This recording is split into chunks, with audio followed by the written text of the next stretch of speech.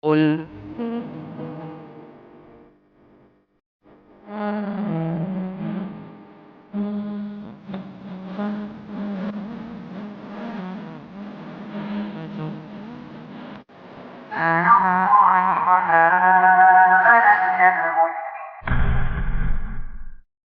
Alhamdulillah wassalatu wassalamu ala Rasulillah wa ala alihi washabbihi wasallam. Baik, bisa dilihat halaman 232. Bismillah. Imam Muslim dan yang lainnya telah meriwayatkan dari Muawiyah bin Al-Hakam As-Sulami radhiyallahu anhu, ia berkata, "Aku memiliki sekawanan kambing yang berada di antara Gunung Uhud dan Jawaniyah. Di sana ada seorang budak wanitaku. Suatu hari aku memeriksa kambing-kambing itu. Tiba-tiba kudapati bahwa seekor serigala telah membawa memangsa salah satu di antara kambing-kambing itu. Sementara aku seorang manusia biasa. Aku menyesalinya, lalu aku menampar wanita itu. Kemudian kudatangi Nabi SAW dan kuceritakan kejadian tersebut kepadanya. Beliau pun membesarkan peristiwa tersebut atasku. Maka kukatakan kepadanya, 'Wahai Rasulullah, tidakkah lebih baik aku memerdekakannya?' Beliau berkata, 'Panggillah ia.' Lalu aku memanggilnya, maka beliau bertanya kepadanya, 'Di mana Allah?' Wanita tersebut berkata, 'Di atas.' Beliau bertanya lagi, 'Siapakah aku?' Ia menjawab, 'Engkau adalah Rasul utusan Allah.' Beliau berkata, 'Bebaskanlah, merdekakan dia, karena sesungguhnya dia adalah seorang wanita yang beriman.' Maka itu perhatikanlah dengan seksama masyarakat tersebut. Semoga Allah Subhanahu wa taala merahmati Anda, yang mana Nabi SAW berjihad bersama mereka. Akidah mereka sempurna merata hingga pada para penggembala kambing, yang mana perjumpaan atau pergaulan mereka dengan Rasulullah hanya sedikit, seperti wanita penggembala kambing ini. Dan cobalah Anda perhatikan dengan seksama terkait realita masyarakat Islam di zaman ini yang sangat berambisi memanjat kursi-kursi kekuasaan. Jika Anda memperhatikan dengan seksama, pasti Anda akan mendapatkan perbedaan yang sangat jauh antara jihad, perjuangan mereka dengan perjuangan masyarakat muslimin yang pertama. Maka mampukah kelompok-kelompok jihad itu menyatukan para pengikut mereka di atas akidah Ainallah, di mana Allah? Nah, lihat. Ketika ditanya Ainallah, jawabannya apa tadi? Fis-sama.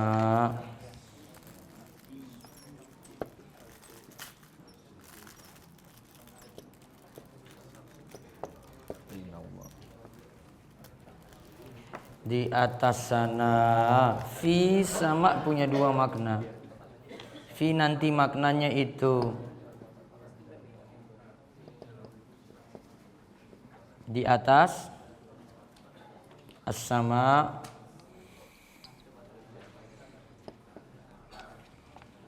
itu maknanya langit. Yang kedua, fi itu artinya di.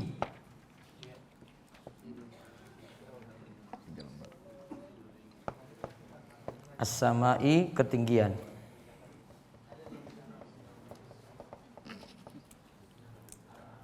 Berarti kita bisa artikan fi sama di atas langit, bukan di dalam langit. Fatal itu kalau terjemahkan. Terus fi sama maknanya di.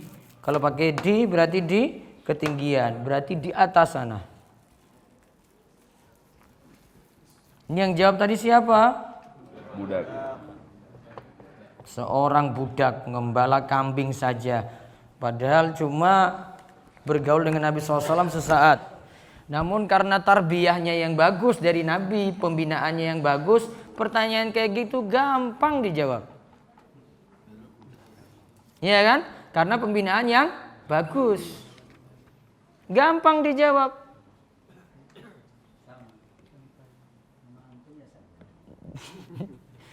Maka kalau mau tes pada yang lainnya, kalau pembinaannya berhasil, maka ketika ditanya Aina Allah, yang semua pendukungnya jawab, oh Allah itu di atas sana. Jawabannya sama seperti itu, sama seperti yang ditanyakan oleh Nabi SAW sendiri. Terus Ataukah pertanyaan ini telah menjadi sesuatu yang ditertawakan dan jarang dipertanyakan oleh kelompok-kelompok itu di zaman yang telah dipengaruhi kemajuan ini? Ataukah pertanyaan tersebut telah menjadi sesuatu yang diperolok-olokkan oleh para pengasuh-pengasuh jamaah itu? Ataukah mereka telah memahami pentingnya berhukum dengan hukum yang diturunkan Allah Subhanahu wa taala meskipun mereka menyia-nyiakan Allah Subhanahu wa taala? Nah, kan biasanya diagung-agungkan itu kita harus berhukum dengan hukum Allah gitu. Namun balik lagi nanya, ini masalah urgen akidah kayak gini tahu nggak? Ya, tahu atau tidak? Jangan-jangan dai-nya pun tidak tahu tentang jawaban ini. Terus, maka kapankah Allah Subhanahu wa taala akan mengizinkan untuk melepaskan, membebaskan atau memerdekakan mereka dari orang-orang yang menghinakan mereka sebagaimana telah dibebaskannya budak wanita itu setelah ia mengenal Allah? Dalam firman-Nya dalam surat Yusuf ayat 21. Dan Allah berkuasa terhadap urusannya, tetapi kebanyakan manusia tidak mengerti. Hakikat pertanyaan ini di mana Allah adalah upaya untuk menampakkan hakikat atau jati diri dakwah-dakwah itu serta memperjelas sejauh mana keikhlasan niat-niat mereka. Sebab dalam perhatian yang dicurahkan pada permasalahan hukum mengandung pengertian terhadap syariat, dan dalam perhatian yang dicurahkan kepada masalah istiwa bersemayamnya Allah Subhanahu wa taala di atas arsy atau di atas singgasananya mengandung pengertian terhadap hak Allah. Namun di antara kedua perhatian di atas terdapat perbedaan, yaitu bahwasanya pada perhatian yang pertama terhadap hukum seorang hamba memperoleh bagian untuk dirinya berupa apa yang sering diucapkan di atas lisan, seperti pengembalian segala sesuatu yang diambil secara zalim kepada pemiliknya, pemenuhan segala hak-hak bagi mereka yang berhak menerimanya, dan kehidupan yang senantiasa tercukupi yang benar-benar telah dijanjikan Allah Subhanahu wa taala dalam firman-Nya dalam surat Al-A'raf ayat 96. Dan sekiranya penduduk negeri beriman dan bertakwa, pasti kami akan melimpahkan kepada mereka berkah dari langit dan bumi. Artinya adalah bagian atau hak seorang hamba bercampur berhubungan erat dengan hak Allah Subhanahu wa taala. Adapun perhatian terhadap sifat istiwa Allah Subhanahu wa taala di atas singgasananya merupakan perhatian yang murni terhadap hak Allah Subhanahu wa taala semata. Seorang yang mengajak manusia kepada penetapan dan iman kepada sifat ini tidak mendapat bagian untuk kepentingan pribadinya sendiri sedikit pun, maka itu perhatikanlah secara seksama perbedaan ini. Pasti Anda akan mengetahui kemuliaan sebuah keikhlasan, sebab dengungan seputar permasalahan hukum sesuai dengan apa yang diturunkan Allah Subhanahu wa taala yang disertai dengan sikap menganggap enteng permasalahan sifat-sifat Allah Subhanahu wa taala yang murni, atau sengaja mengakhirkannya atau menjadikannya sebagai suatu masalah yang berada pada urutan akhir. Semua itu merupakan bukti terbesar yang menunjukkan bahwa pada urusan tersebut terdapat suatu cacat. Padahal sifat-sifat Allah Subhanahu wa taala adalah sesuatu yang paling mulia yang diturunkannya. Karena kemuliaan suatu ilmu tergantung pada kemuliaan yang dipelajari dalam ilmu tersebut, sebagaimana yang telah disebutkan di atas. Semua ini semakin memberi penekanan yang kuat kepada kita akan pentingnya merujuk kembali kepada dakwah ajakan para nabi alaihissalam yang telah menyatakan kepada umat-umat mereka dalam surat Al-A'raf ayat 59, beribadahlah kepada Allah, tidak ada ilah yang berhak diibadahi bagimu selain Dia. Maka dahulukanlah perhatian terhadap kesyirikan yang terjadi di kuburan-kuburan atas kesyirikan yang terjadi di istana-istana, jika ungkapan ini pantas untuk diucapkan. Oleh sebab itulah maka masalah imamah atau kekhalifahan atau kepemimpinan bukan merupakan bagian dari rukun-rukun iman. Renungkanlah. Nah, kalimat closing statementnya itu bagus sekali. Iya, kekhalifahan itu bukan bagian dari rukun iman. Sudah selesai. Dia kejar khilafah terus, tetap aja dengan kalimat, emangnya khilafah bagian dari rukun iman? Sedangkan iman kepada Allah bagian dari rukun iman. Selesai. Mau bantah apa coba? Mana yang lebih urgen berarti? Iman kepada Allah. Iman kepada Allah dipentingkan dulu. Bukan masalah khilafah. Aduh, ini dia Syekh ini nyinggung banget ini Syekh ini. Nusuk nggak nanggung-nanggung ya. Terus penutup. Inilah yang dapat disajikan kepada para pembaca. Saya memohon kepada Allah Subhanahu wa taala supaya Dia melapangkan hati kaum muslimin pada umumnya dan khususnya hati para dai untuk mengikuti jejak para salafus salih dalam mengamalkan keenam prinsip pokok ini. Sebab tidak ada jalan untuk menuju kepada kebaikan dunia dan akhirat kecuali dengan mengikutinya.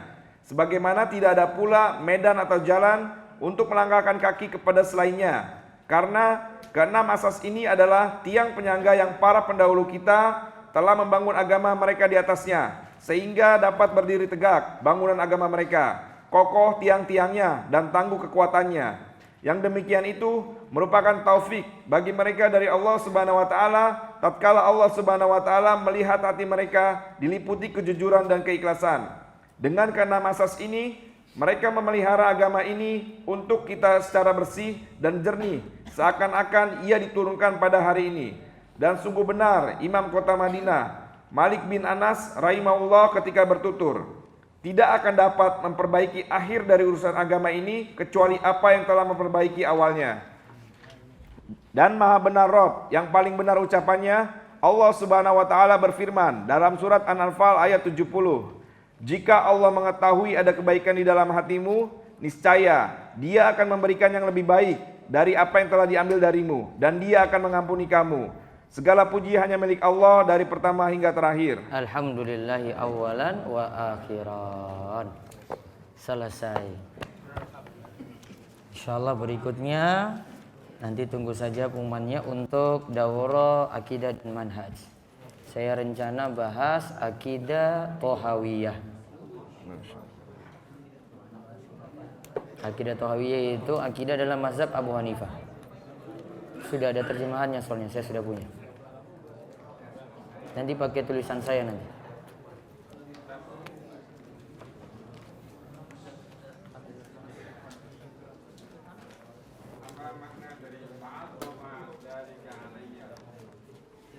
Halaman berapa?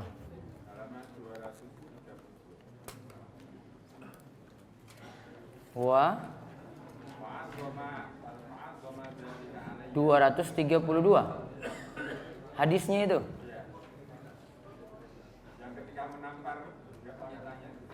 Fa'azama dzalika alayya fazakartu dzalika lahu fa'azama dzalika alayya. Di situ terjemahkan apa?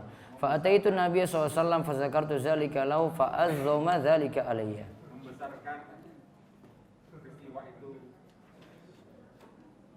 Karena kan dia tampal. Ya. Ini hanya membesarkan peristiwa itu. Membesarkan peristiwa itu. Sebentar, Pak. Kemudian aku datangi Nabi SAW dan aku ceritakan kejadian tersebut kepadanya. Beliau pun membesarkan peristiwa tersebut atasku.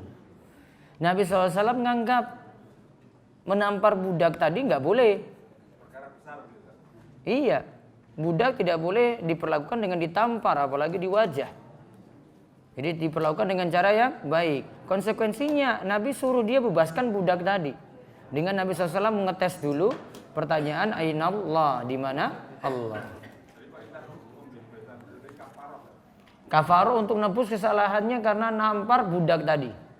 Berarti kesimpulannya harus berbuat baik pada budak. Kesimpulan lainnya tidak boleh berbuat kasar padanya.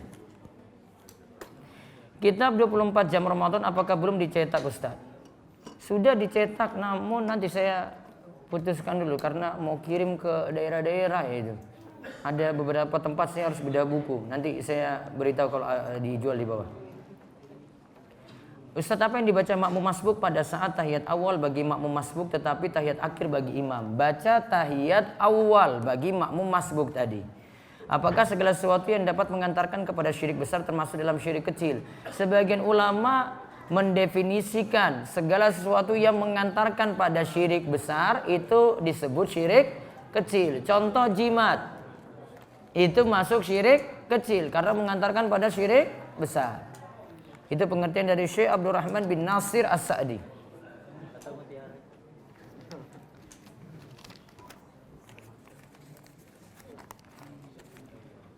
Salat isyraq untuk istri-istri kami di rumah, bagaimana tentang hal ini? Salat isyraqnya boleh di rumah, tetapi setelah subuh diam di tempat, tidak boleh ada aktivitas lainnya. Bagaimana dengan sistem tarbiyah yang digunakan oleh organisasi tertentu untuk kepentingan kelompok mereka? Baiknya tidak ikut. Saya sudah tahu maksud pertanyaanmu. Selain tentang keberadaan Allah di mana, pertanyaan apa lagi untuk mengetahui kerusakan akidah seorang penceramah atau ustaz? Ingat, ini cuma penyeleksian ya, jangan kamu sesat-sesatkan ya, gitu ya. Penyeleksian. Itu pertanyaan simpel saja. Terus tanya lagi, dia dukung budaya atau malah tentang budaya-budaya menyelisih syariat, itu saja. Kok dia malah melestarikan, dia dukung, dia sebutkan dalil-dalilnya, masalah dia nanti. Pasti dia cari dalil yang asal-asalan di situ. Anak PKL Ustadz, kemudian ditempatkan di kawan sekamar yang biasa memutar musik dengan keras. Bagaimana cara mendakwainya? Pelan-pelan saja. Atau gini strateginya, mohon maaf saya nggak konsen ini kalau dengar itu. Alasan kayak gitu terus, kamu sibuk belajar dalam kamar, bilang dia saran kayak gitu. Ya, suruh dia pakai headsetnya saja gitu untuk dengar sendiri, biar nggak ganggu kamu. Itu lebih aman. Siapa yang berkewajiban menafkahi seorang istri yang ditinggal mati suaminya? Keluarga dekatnya. Ustaz, bagaimana pendapat Imam Abu Hanifah yang menganggap kafir orang yang menolak Allah di atas? Karena dalilnya jelas, sampai Imam Abu Hanifah katakan kafir orang yang menentang. Jadi menentang. Beda kalau tidak tahu ya. Beda adalah antara orang yang menentang dengan orang yang tidak tahu.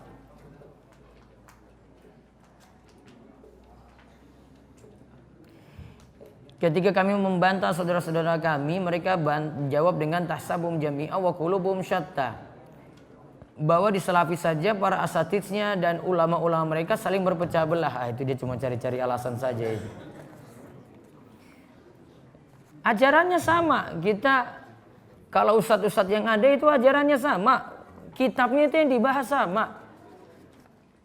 Gak mungkin beda, padahal gurunya berbeda, pemahamannya jadi satu gitu. Padahal gurunya berbeda, yang satu di kota ini, satu kota ini gitu. Nggak pernah ketemu, namun kalau disuruh bahas yang ini tetap pemahamannya pemahaman yang sama, tidak berbeda. Itu kuncinya. Beda dengan ini, pemahamannya amburadul, nggak punya standarisasi. Bagaimana kalau kita mimpi basah ketika safar dengan menggunakan bis?